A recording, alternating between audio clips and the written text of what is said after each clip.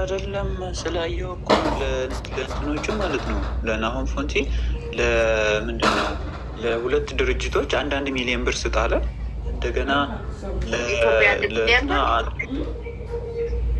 ያ እኮ ለሁለት ድርጅቶች አንዳንድ ሚሊዮን ብር ሰጠ። ለእንትና የሰጠው ጊፍት ብሬን ስካሚንግ ይባላል። ይህ ብሬን ስካሚንግ ይባላል። እንዴት መሰለ አሁን እኔ ሰው እንዲያሽቃብጥልኝ እና ሰው ፎሎ እንዲያደርገኝ ብፈልግ እዚህ ታይም ብር አለኛ እጄ ላይ በጣም ብዙ ብር አለ። ሶ ጊፍት ሰጣቸዋለሁ ሰጣቸዋለሁ። ይሄ ረሀብተኛ ህዝብ ፎሎ ያደረገኛል። ዛት ስትራቴጂ እኮ እሱ መፈመስ ፈልገው አይደለም እኮ በሚሊዮን ኖር የለውም ብሎ ጊፍት እኮ አይደለም። ምን ችግር አለው? 1 ሚሊዮን በኢትዮጵያ ስንት ነው? በዚህ ሀገር በኢትዮጵያ ስንት እኩስ ኖርማል ነው። በኢትዮጵያ 1 ሚሊዮን በዚህ ሀገር እኮ በኢትዮጵያ እኮ እዚህ ሀገር እኮ 18 ሺህ ብር ነው። በኢትዮጵያ 1 ሚሊዮን 20 ሺህ ለቻኩር ራሱ ባለፈው አሁን ከትላንት ወዲያ ነው ምናምን የ1 ሚሊዮን ብር ሽኩል አለ። የ1 ሚሊዮን ፎሎ መደረግ የሚፈልግ ሰው ያደርጋል። እኔ 2-3 ሰዎች እንደዚህ ያደረጉ ሰዎች ስለማቅ ነው በአንዴ 50 ሌብል የገቡ። ለምን ሰዎችን ኢምፕረስ ለማድረግ ፎሎ ሊያገኙ ምናምን አይዶንት ዱዛት የሰው ሜንታሊቲ። እኔ ትላንትና ወዲያ ነው መሽቀን ሼር አድርገውልኝ እያየው ነበር ፎሎ አድርጉኝ ምናምን እያለ ማለት ነው። የሆነ በግሩፕ ዲስከሽን ይዞ የሰው የድሃን ሜንታሊቲ ለማግኘት ዳቦ እየሰጠህ ነው ይላል የሆነ ፈረንጅና ድሃን በሆዱና የሆነ ሽርፍራፊ ነገር እያሳየ ነው የምታሸንፈው። ሂወንት ዛት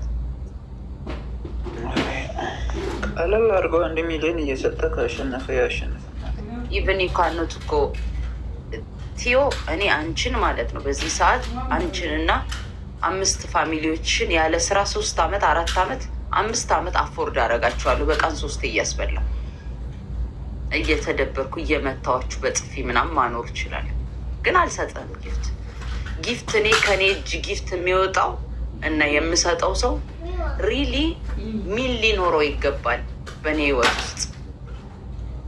ለምንድን ነው የምሰጥህ? በዚህ ይሄ እኮ ዘርፌው አይደለም ሰርቼ እኮ ነው ይህንን ብር ሳመጣው እንዴት እንደተሰቃየው ምን አይነት ወጣ ወረድ በህይወቴ እንደገባው እኔ ነኝ የማውቀው። የ9 ዓመት ልፋቴ እኮ ነው አረብ ሀገር ላይ ለአንተ ልሰጥህ ማለት ነው። ጀላ ትበላለህ እንደዚህ ወፈር ያለው ለዛው ደፋር። ለእናቴ ለራሱ የምሰጠው እናት ስለሆነችብኝ ነው። ቀላል እንትን ነው እንጂ ምን እንደሆነ ታውቃላችሁ? አንዳንድ ሰዎች ድሃ ብዙ ጊዜ የሆነ ነገር የሆነ ነገር ስታሳዩት እንትን ይላል።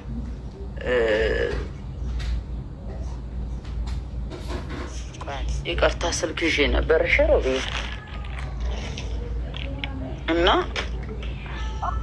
ድሃ ሆነሽ አታውቂም። ተርቤ አውቃለሁ እዚህ ሀገር ላይ ቀልዳል እንዴ? ድሃ ሆነሽ አታውቂም። ተርቤ አውቃለሁ እዚህ ሀገር ላይ ተርቤ አውቃለሁ።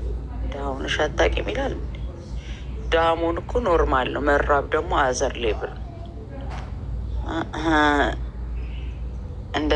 እንደዚሁ ያመጣሁትን ገንዘብ እንኳን ለቲክታከር ጀላ ትበላለህ። ለሩቅ ዘመዶች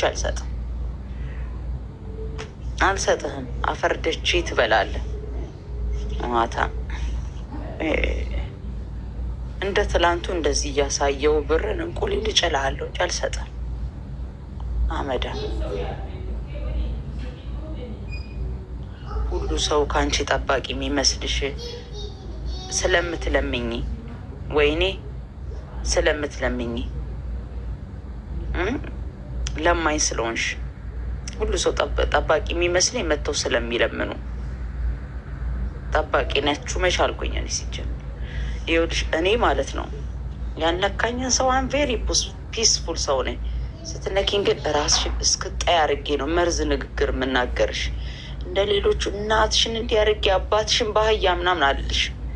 ቀኑን ሙሉ እንድትታመም ያደርግሻለሁ። ምክንያቱም አም ኤዱኬትድ ኦን ፖይንት ነው ተናግሬ ማቆስልሽ። ጭንቅላቴ ለሁለት ነገር መጠቀም ይችላሉ፣ ለጥሩም ለመጥፎ። ስለዚህ ጀስት ቡልሽታችሁን ይዛችሁ ከዚህ ውጡ፣ ከረዴን ትውላ።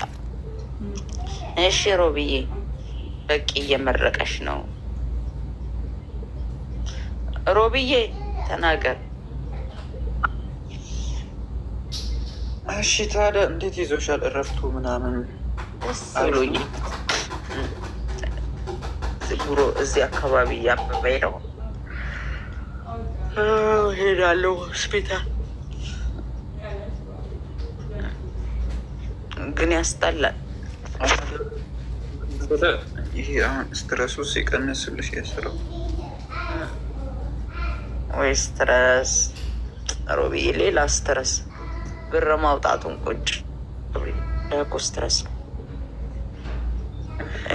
አሁን እግዚአብሔር ሲረዳይ ማለት ነው ሁሉን ነገር ጨራሻለሁ።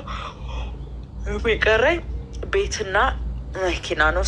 እሱ ሲመጣ እግዚአብሔር ካለ እንትን ይለዋል። መኪና ፖስቻለሁ ልሸጥ እና ቁጭ ብለው ደግሞ ብር ማውጣቱ ደግሞ ሌላ ሄዴ ከሆነብኝ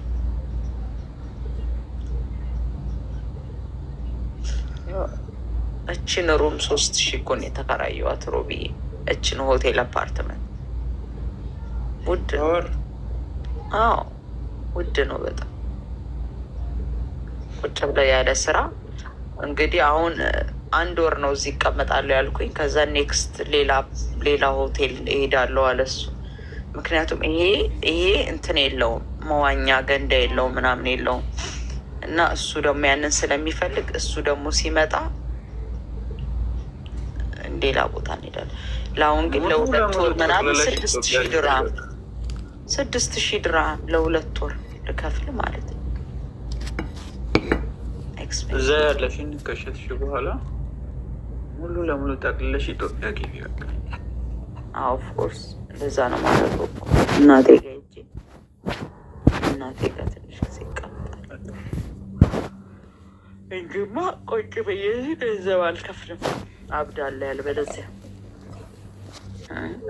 ቁጭ ብዬ በኋላ 3000 ድርሃም የአንድ ሰው ደሞዝ እኮ ነው አቡዳቢ ላይ የብዙዎቹ ደሞዝ። አዎ ይሄ ድርሃም ማለት ስንት ማለት ነው በኢትዮጵያ? እግዚአብሔር 3000 ነው መከፍልባት። 3000 ድርሃም እዛ የተከራየሽበትን ቤት እኮ እዚህ ኢትዮጵያ ብትከራይበት ምን አይነት የዘነጠ ቤት እንደምትከራይ በቃ አለ የሚባል አፓርታማ ነው የምትከራይ። 3000 ድርሃም ማለት ስንት ነው በወር? ስንት ብር ነው? እንግዲህ ምንም ፋሲሊቲ የላቸውም። ቲቪ ያላቸው